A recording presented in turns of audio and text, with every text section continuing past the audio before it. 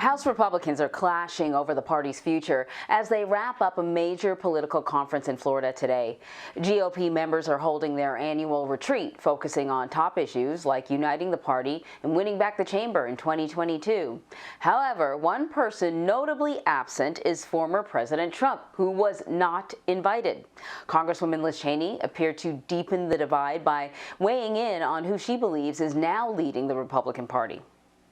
I think right now the Republican Party is headed by Mitch McConnell and Kevin McCarthy in the House. I think our elected leaders, are the ones who are in charge of the Republican Party. And I think as we look at 22 and 24, we are very much going to be focused on substance and on the issues. And I think that's where we've got to attract back the voters that we lost in 2020 by conveying to them that, in fact, we are the party that they can trust. We're the party of competence and of conservative principles. Thank you.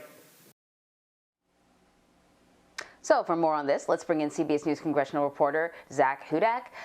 Zak, I suppose it doesn't come as a complete surprise that Congresswoman Liz Cheney would say that, but how significant are her comments? And they're pretty significant in that she is the third highest ranking Republican member of the House, and she is sort of the highest ranking member who has maintained a certain level of being a moderate. I think there is a subset of the GOP in the House that really looks to her sort of as their leader and guide. So it's relevant in terms of that, but you have to consider that a lot of those people, that subset of the party, probably already was rejecting Donald Trump. And as you said, this is not a surprise from Congresswoman Cheney. Not only did she vote to impeach him, she's been vocal about wanting the party to move past his presidency and January 6th in particular.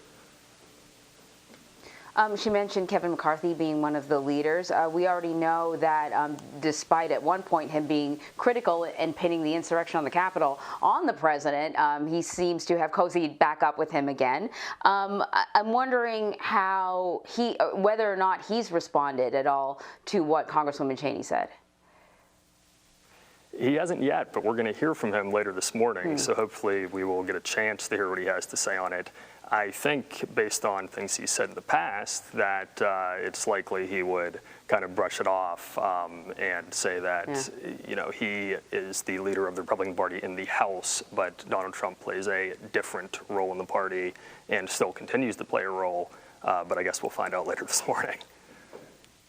Yeah. We'll talk a little bit about that first, but let me ask you this, Zach. Could Representative Cheney be paving the way for a potential 2024 run by further distancing herself from the former president?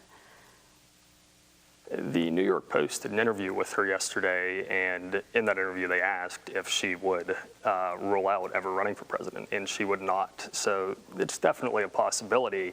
But in this moment, just from conversations I've had with members, you have to consider that the Republican Party is not necessarily behind this Trump resistance that she's trying to, it seems, make herself a leader of.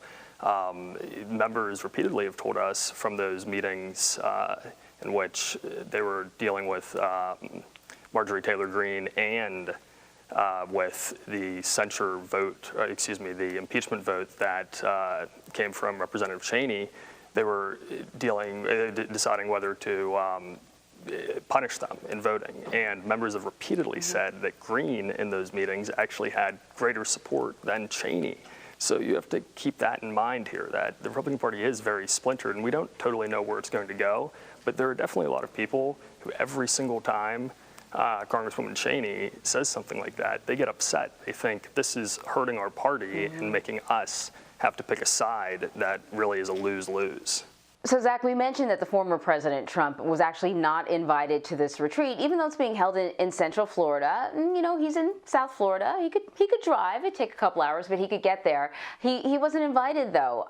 So I'm curious about, why he wasn't invited and what role he may be playing with the party. We know that he says he wants to be part of the conversation. He certainly is still a pretty good fundraiser. So what are you learning?